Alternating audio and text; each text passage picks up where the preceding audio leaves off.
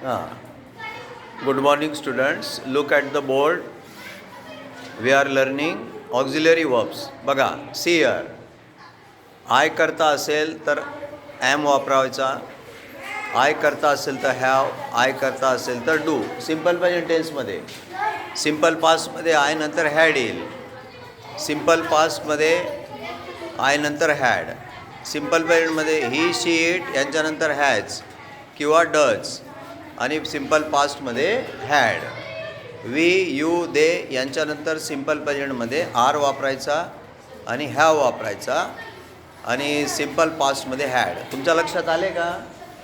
Had जो असतो, had हा सहाय्यकारी क्रियापद ऑक्झिलरी वर्ब प्रत्येक कर्त्याला चालत असतो. आय असो की दे असो की इट असो.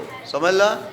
हां, प्रत्येक कर्त्यानंतर विशिष्ट असा ऑक्झिलरी वर्ब ठरलेला असतो.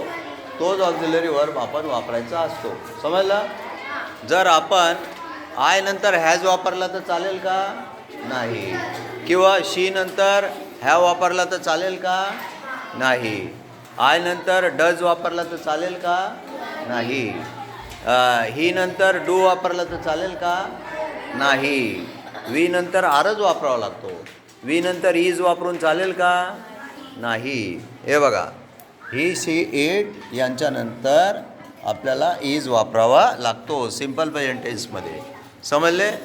ही is a boy, she is a girl. Okay विद्यार्थी मित्रांनो, तुम्हाला ही माहिती आवडली असेल तर लाईक करा, सबस्क्राईब करा, शेअर करा, कॉमेंट करा.